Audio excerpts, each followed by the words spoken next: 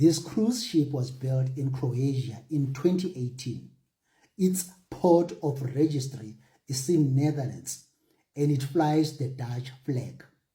Oceanwide Expeditions, the company that fully owns this vessel and is responsible for its operations, commercial management, and expedition services, is registered in the Netherlands and has its headquarters in the Netherlands.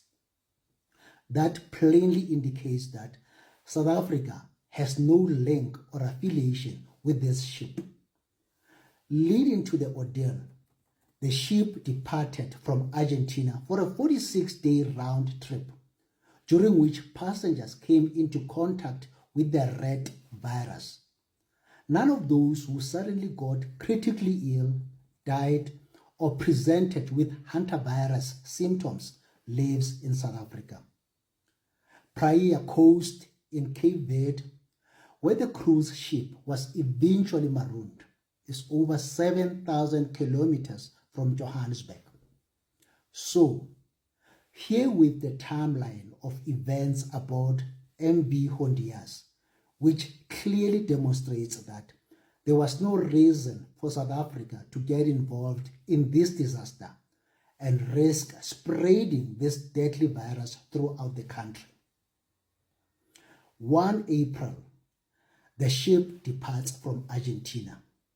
6th, a 70-year-old Dutchman falls ill with fever, headache, and mild diarrhea. 11th, he dies on board. 24th, his body is disembarked in St. Helena together with his 69-year-old wife. The following day, the wife, who already has symptoms, leaves the body behind and flies to South Africa. She becomes sicker during the flight, collapses at OR Tambo Airport, and dies in hospital. 26th, a British passenger falls ill and is evacuated to South Africa. 2nd May, a German passenger dies on board, and 2 crew members show acute respiratory symptoms.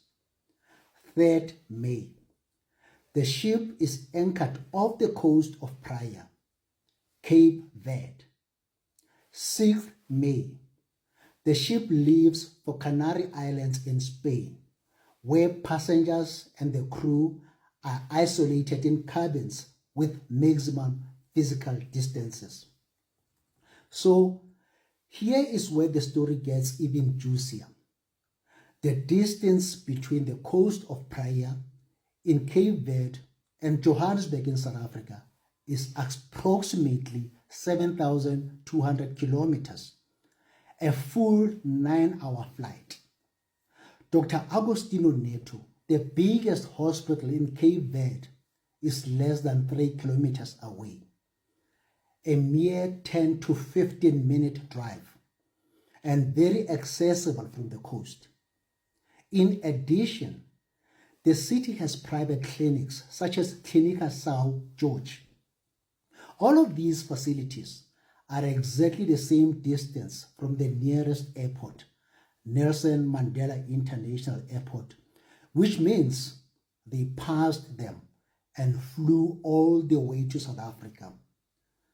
The only reason these people were evacuated to South Africa was because South Africa was the only country that was willing to risk the spread of this deadly virus and the lives of its own citizens. It's unlike we have experience or medical expertise with this virus.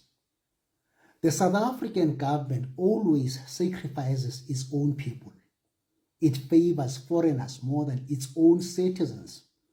Hence, our institutions are reckless and dangerously irresponsible.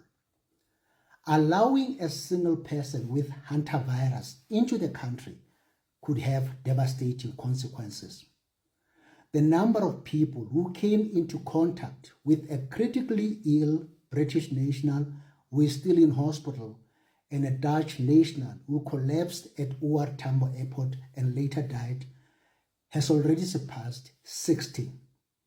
These include airline and airport employees, paramedics, and medical staff at the 2 hospitals where they were admitted. As of yet, only 42 of them have been traced and are being observed. There is still a lot to be done.